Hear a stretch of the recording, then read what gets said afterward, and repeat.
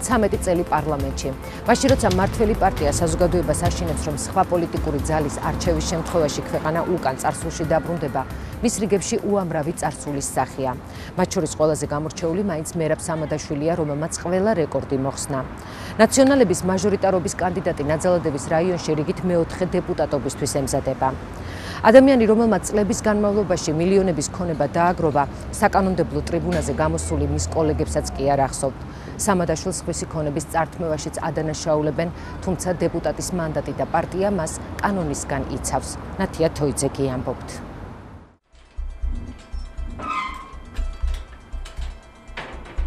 რუსუდან ციკლაური 33 წლისაა. რამდენიმე წლის წინ დააქვრივდა და ახლა შვილის გაზრდის გარდა პოლიტიკითაც არის დაკავებული. თითქმის 4 წელი ნაციონალური მოძრაობის ნაძალადევის რაიონის კოორდინატორი იყო. მმართველი პარტია 2012 წლის ივლისში დატოვა. ბინძური დავალებები თვალისწინებს უნდა გამოავლინოთ პრობაციონერები, ვინ ყავს, ანუ პირობითი სასჯელი ვინმე ხომ არ აქვს. ვინ არის ინდმეწარმე, ვის შეპესე აქვს, ვინ არის საჯარო სამსახურში, ვის აქვს სოციალური სტატუსი, სიღარიბის ზღვარს ქვემოთ. ანუ ამ ხალხის გამოვლენა, რომ შემდეგ მოხდეს ამ ხალხზე ზეწოლა, ანუ დეტალური გაშიფრვა ამ ადამიანების. ამათ ყველას არჩევნები რომ დამთავრდებაო, ყველას ფინანსური შევა ყველასთან და ყველა რაღაცა სახით მოეძებნება დაჯარიმდები. ამ მითითებებს რუსუდანსაც და ნაძალადევში ნაციონალების სხვა კოორდინატორებსაც კინო საქართველოში მერაბ სამადაშვილის საარჩევნო შტაბში აძლევდნენ. გასაიდუმლოებულ ვითარებაში იბარებდნენ და ესაუბრებოდნენ პრობაციონერებს, რომლებსაც პრობლემების მოგვარების სანაცვლოდ არჩევნებზე სამადაშვილისთვის ხმები უნდა მიეტანათ. ოპოზიციის მომხრეებს კი ბიულეტენებს უყალბებდნენ. 2008 წლის საპარლამენტო არჩევნებზე სამადაშვილის კონკურენტს ეკა ბესელიას ამ გზით მხოლოდ ერთ უბანზე 60 ხმა წაართვეს. ჩვენ გთხოვეს უბნის უფროსებს ავტორიტეტი ბიჭები მიგვეტანა, ვინ ყავდა ჩვენ უბანში, რომ მე მათ დალაპარაკებოდ. ან ოჯახი ესეთი თუ იყო, ზოგადად უფრო ძველი ბიჭები, თუ აღარ არიან ძველი ბიჭები, მაგრამ საჭიროებათ არის. ციხეში გაუშვებენ, ახლა სხვა რას უზავენ, თქვა თუ ამათ მხარეს არ იქნებიან, ახლა ის პრობაციონერი დღეს არის გარეთ და ხვალ ხმას თუ არ მისცემს, ან კონკრეტულად უბანზე არ მეეხმარება, ჩაოლებრივად დაიჭერებდი არაფერი. ბიძინა ივანიშვილი აჭარაში მაჟორიტარობის კანდიდატებად სწორედ ასლან აბაშიძის გუნდს გთავაზობთ. მაშინ როცა პროსახელისუფლებო არხებით ნაციონალური მოძრაობა საზოგადოებას წარსულში დაბრუნების საფრთხით საათში რამდენჯერ მეაშინებს, ნაძალადევში საარჩევნო კამპანიას ნაციონალების მხარდაჭერით ისევ მერაბ სამადაშვილი აწარმოებს. ედუარდ ჩევარდნაძის მოქალაქეთა კავშირის და სააკაშვილის ნაციონალური მოძრაობის უცვლელი მაჟორიტარი დეპუტატი სამადაშვილი უკვე 13 წელია პარლამენტის წევრია და მეოთხე მოწვევის დეპუტატობისთვის ემზადება. შეგიძლიათ ხალხს კითხოთ, რატო უნდა დამიჭიროს ხარი? კარგი. თქვენ კითხეთ, აგერ უამრავი ხალხია, ხედავთ ათასობით ადამიანი. გეზი გვაქვს სწორი, ევრო დასავლური. და სწორედ აი ამ გეზს უნდა გავყვეთ ჩვენ. რამდენი ადამიანიც ვიცი მე, ჩემს სინგლი მეზობლები, მისულან და უკმაყოფილო არავინ არ წამოსულა. ისეთი არა დავიდარიც. მაინც ხარს უჭერ. ზები გაკეთდა. თუ რამე გაჭირვება, წყალი არის ამოხეთქილი, ეგრევე დარეკვაზევე მოდიან აკეთებენ. წამლების, ოპერაციები, ძალიან ბევრი რამე კეთდება პირადად ნახალოვკაში. ნაძალადევის რაიონში ცენტრალური ქუჩების უკან, როგორც აღმოჩნდა, გასაკეთებელი კიდევ ბევრია. ჩვენ რამდენიმე ქუჩა გადავიღეთ, სადაც მოსახლეობა წლებია დახმარების მოლოდინშია. ხორნაბუჯის ქუჩა. დეპუტატი სამადაშვილია უკვე რამდენი წლები რაც მახსოვს ჩემი თეაქვარ სუეკაცია და აი ეს რა დააშემისაკ არ ვიცი. გავაკეთებ თუ ფული არ არის ჯერო რა ვიცი ზამნე. დავით გარეჯელის ქუჩა. მიემართეთ რამდენჯერმე. აქაც იყო მოსული უთხარით რომ ქუჩებს არ გვეკეთებთ. ვერ გავაკეთებთ თუ წელს. რატო? ალბათ სხვა იმართულებით არის თანხები გადასროლილი. იმერეთის ქუჩა მეორე შესახვევი. ესეც თბილისის ერთ-ერთი ქუჩაა. დაახლოებით 1 მეტრიანი ღრმულებიდან კანალიზაციის წყალი თითქმის 1 წელია ამოდის. იმის გარდა რომ იმერეთის ქუჩის მეორე შესახვევის მცხოვრებლებს ანტისანიტარიასთან, სუნთან და მღრღნელებთან გამკლავება უწევთ, პრობლემა სიცოცხლისთვის საშიშიც გახდა. ავტომანქანით ქუჩის ბოლომდე მისვლა თითქმის შეუძლებელია. ნაძალადევის დეპუტატთან და თბილისის მერიასთან არაერთი თხოვნის მიუხედავად, იმერეთის მეორე შესახვევის პრობლემით ამ დრომდე არავინ დაინტერესებულა. სასტრაფო ელემენტარულად ვერ ამოვარო, კაც დაჭირეს დახმარება და უშველოს. ნამდვილად. აღარ იმაზე რომ ვიღაცა მოიპაროს და პატრული ამოვიდეს. ეს არის მიტოვებული. ის რაღაცა ადამიანის რაღაცა. ასეთი მდგომარეობა არსად აღარ არსებობს. ეს კომფორტი არ არის, ეს არის სიკვდილის სიცოცხლე. ეს არის კანალიზაცია. გვინდა პატრონი და გვინდა შველა. ეს არის ჩვენი მოთხოვნა. აი გენაცვალე. მიდი საკეთ ხარ ვითხა მოდი საკეთანა. შემიძლია იქ სარდაფში ძილს გამოყანე. გამოვდივარ კარებს ხურად მეშინი რომ ვითხარ შემოვიდეს სახში. ბავშვი ვერ გაგვიშვე, მაინდა ეს ცხერპლი ხარ და მოხდეს ქუჩაშია რა. მე რომ და მოგვაქციო ყურადღება, რომელ საუკუნეში ვარ, რომელ დროში ვარ, კაცო. რაც სააკაშვილი დადგა, სულ იმას ვაძლევ ხმებს ამე, მაგრამ რა არის ჩვენთვის, გეკითხები. ნაძალადევში მერაბ სამადაშვილის 13 წლიანი მოღვაწეობით უკმაყოფილოა ძირძველი ნახალოვკელი ნოდარ მგალობლიშვილიც. მსახიობს განსაკუთრებით არ მოსწონს, რომ ხელისუფლება ამდენი წელია თბილისის ამ უძველეს უბანს ერთი და იგივე ადამიანს თავაზობს. ვერანაირად ვერ შევაფასებ, მაგის შეფასება არ შეიძლება, იმიტომ რომ ეს არის შეუფასებელი ადამიანი საერთოდ. მე არ შემიძლია ამ ადამიანზე ვილაპარაკო გულცივად. იმიტომ რომ როდესაც იძახის, რომ კიდე უნდა მას რომ იყოს ერთი 13 თუ 33 წელი, ეს არის აბსოლუტურად შეურაცხყოფა იმ ერის, მისი წარმომადგენელი სამწუხაროდ ის არის. ნაძალადევის რაიონში ერთ-ერთი ყველაზე მძიმე სოციალური ფონია. მოსახლეობის დიდი ნაწილი ამბობს, რომ ვარდების რევოლუციის შემდეგ აქ ძირეულად არაფერი შეცვლილა. თუმცა მნიშვნელოვნად შეიცვალა მუდმივი დეპუტატის, მერაბ სამადაშვილის დაგროვილი კაპიტალი. ის დიდი ხანია ქართველ მილიონერთა სიაშია. სამადაშვილის ოფიციალურ დეკლარაციაში წერია, რომ მისი ოჯახი ფლობს 2 საცხოვრებელ სახლს თბილისში და 2 მიწის ნაკვეთს წყნეთში. არაოფიციალურად კი სამადაშვილის საკუთრებაა თბილისის ზღვის სასაფლაოს ტერიტორია. კინო საქართველო. თემქაძე პურის ქარხანასთან მდებარე ყოფილი ავტოსადგომის ტერიტორია, სადაც ახლა სავაჭრო ცენტრის მშენებლობა მიმდინარეობს. აგერ რაც არის ნახატზე იქნება სამადაშვილისა. მე მგონი არის ზუსტად. სამადაშვილის ბიზნესია ლილოს პლასმასის ქარხანა. სართიჭალაში მდებარე ნავთობგადამამუშავებელი საწარმო. რესტორანი თიშები. ტოტალიზატორების ქსელი. ლოტკინზე ყოფილი უნივერსამის შენობა. ახლანდელი შეფესე ქველი. სადაც სავაჭრო ცენტრის ერთ მხარეს სამადაშვილის საარჩევნო შტაბია განთავსებული. ამ შენობის გადაღებისას შტაბიდან სამადაშვილის ნათესავი. ასევე მერაბ სამადაშვილი გამოვიდა და ცდილობდა გადაღების საშუალება არ მოეცა. გამორთი რა ბიჭო და მიღატრიას ედაჭო. ხელი გაწია. გამორთი მე. ხელი არ შეახო კამერას და გაიწია. როგორ მოახერხა პარლამენტის დეპუტატმა ამ ხელაქონების დაგროვება მაშინ, როდესაც პარლამენტის წევრს სამეწარმეო საქმიანობა კანონით ეკრძალება, სამადაშვილი არ საუბრობს. სამადაშვილის ოპონენტები ამბობენ, რომ ნაძალადევის დეპუტატი საკუთარ ბიზნესებს ახლო ნათესავებზე აფორმებს. თავარი ბრალდება სამადაშვილის მისამართით ზესტაფონში სილიკომანგანუმის ბიზნესის წართმევას უკავშირდება.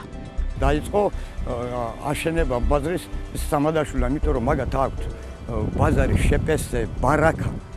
თავის მოწილეებთან ერთად ის მოწილეები გადაყარეს ყველა ის მოწილეები და საქმე იმაშია, რომ იმისი ამოღებაც უნდათ. ის არის პრაქტიკულად ხელშეუხებელი ადგილი. აშენებენ სასწრაფოდ, რომ მოასწრონ ამის აშენება, ხალხი გადმოიყვანონ და შემდეგ ის ამოიღონ. აქ არის ათეულობით, რა თქმა უნდა, ათეულობით მილიონი დოლარის ღირებულების პრაქტიკულად სარეალიზაციოდ გამზადილი პროდუქცია. ამ ტერიტორიაზე, სადაც ახლა სამადაშვილი ახალ ბაზარს აშენებს, რამდენიმე წლის წინ სილიკომანგანუმის ქერქული ნარჩენების მთები იდგა. თამაზ დოღონაძე კომპანია საირხეში ბაზრის ადმინისტრატორად მუშაობდა და კარგად ახსოვს, როგორ წაართვეს საირხეს დამფუძნებელს ბიზნესი, რომლითაც 2001 წელს სამადაშვილი დაინტერესდა. სილიციუმზე და მანგანუმზეა დამოკიდებული ფოლადის სიმტკიცე. 1 ტონა ამ პროდუქციის ფასი მსოფლიო ბაზრებზე 800-დან 2000 დოლარამდე მერყეობს. და 82,000 ჰექტარზე დაიწყო მერაბ სამადაშვილმა მუშაობა.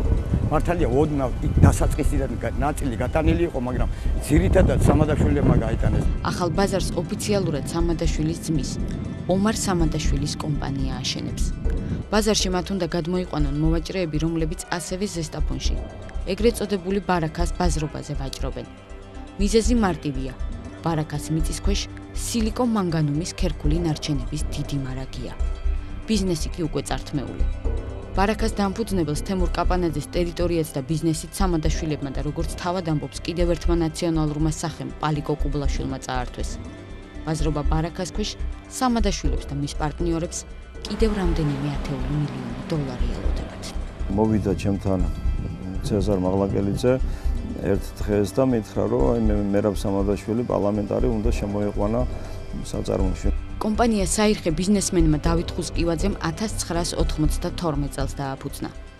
რამდენიმე წელში მისი ბიზნესით ზესტაფონში ყველასთვის ცნობილი ავტორიტეტი ცეზარ მაღლაკელიძე დაინტერესდა და მუქარის შედეგად ხუსკივაძეს 50%-იან წილში საკუთარი ძმა ავთანდილ მაღლაკელიძე ჩაასმევინა.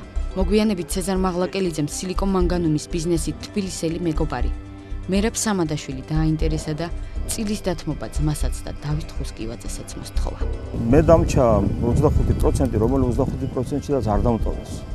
დირექტორი ვიყავი და გენდირექტორად ცეზარ მაღლაკელიძე გახადეს. და ის დირექტორობს დღეს და მე ესე ვთქვა დევნილი ვარ ჩემი საწარმოდან თუ რა დღეს ეს დირექტორად ვიქნები, იმიტომ რომ პარტნიორთა კრების სოქმე არ არსებობს ჩემი გათავისუფლების მოთხოვნით. მუხარაც იყო, ხელის გარტყმაც იყო და ყველაფერი იყო. კომპანია MC-ში, რომელსაც ბიზნესმენი დავით ხუსკივაძე ახსენებს, 100%-იანი წილი მერაბ სამადაშვილის საკუთრებაა. წილების წართმევის პროცესს ხუსკივაძის თქმით მერაბ სამადაშვილი ხელმძღვანელობდა. ხუსკივაძეს მოტყუებით დოკუმენტაციის გაყალბებითა და მუქარით ჯერ კომპანიაში 50% წაართვეს, შემდეგ კი კიდევ 25%. სამადაშვილმა, როდესაც ის იყო პარლამენტში ვიცე-სპიკერი, 4 ფირმადან ერთ-ერთ ფირმაზე, შეფასე დინექს 2002-ზე გამოიტანა ლიცენზია და მანამდე კი ეს ნარჩენები პარლამენტს გამოაცხადებინა ტექნოგენურ საბადოდ. და გამოაცხადებინა როგორც სახელმწიფო საკუთრება. და ასეთნაირად ჩაიგდო ხელში სასტაფონების ქონება. ცხონებულა მამაჩემმა მითხრა, რომ რა გინდა, უნდა მოხლა, ბოლოს და ბოლოს, რაღაცა გააკეთეო, რაღაცნაირად მოუარი ამ საქმეს რა. იმიტომ მეც მაწუხებიანაო, გაუტანელიო ჩემი სახლში გაჩერებაში, მიდიხარ სადღაც რა, მე სახლში ვარ. ხუთი. და ძალაუნებურად მედი გამოსავალი აღარ მქონდა და ნოტარიუსი სასტაფონის ნოტარიუსში ხელი მომაწერინეს. ამის შემდეგ დაიწყო დავა დარჩენილ 25%-ზე. იყო რამდენიმე მცდელობა დამფუძნებლებიდან ხუსკივაძეს საერთოდ ამოეშალათ. დაიწყო სასამართლო დავები. ხუსკივაძე გაყიდული 278.400 ტონა სილიკონ-მანგანუმის ქერქული ნარჩენებიდან მოგების წილს ითხოვდა, საიდანაც მას როგორც 25%-იანი წილის მფლობელს $3 მილიონ მეტი უნდა შეხვედროდა.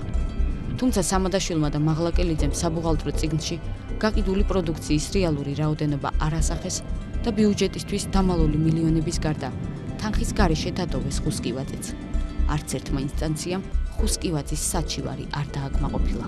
რაღაც რკინის ხელი არსებობს, რომელიც თუ მოსამართლეზე, თუ გამომძიებელზე, თუ პროკურორზე, რომელიც ეგავლენას ახდენს, იმიტომ რომ როდესაც მართალი ხარ, როდესაც გეკუთვნის და ბოლოს იწერება ისეთი დადგენილება და ისეთნაირად ტარდება შემოწმება, რომ თურმე აქ არაფერი არ ყოფილა გარკვეული. თურმე ეს ყველაფერი კანონიერია და ასე უნდა ვიცხოვროთ, ასე უნდა ვიყოთ. დავით ხუსკივაძე სტრასბურგის ადამიანის უფლებათა სასამართლოში საქმის არსებითი განხილვის დაწყებას ელოდება, რომელმაც საქმე წარმოებაში უკვე მიიღო. ზესტაფონელი ცეზარ მაღლაკელიძე კი ჩვენთან საუბრისას ამბობს, რომ სამადაშვილი სილიკონ-მანგანუმის ბიზნესში საერთოდ არ ფიგურირებს. რაღაც ეს ბიზნესი გავაკეთეთ, ეს მავნიანი ნივთიერება მოვაშორეთ ქალაქს.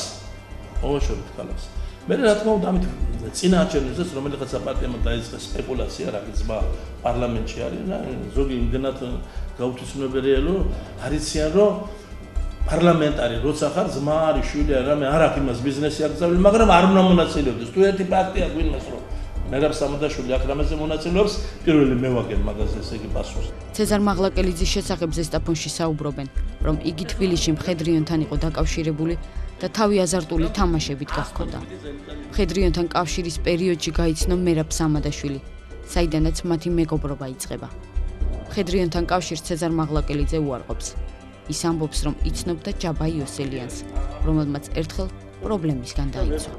სამადაშვილის მხედრიონთან კავშირს კატეგორიულად უარყოფს.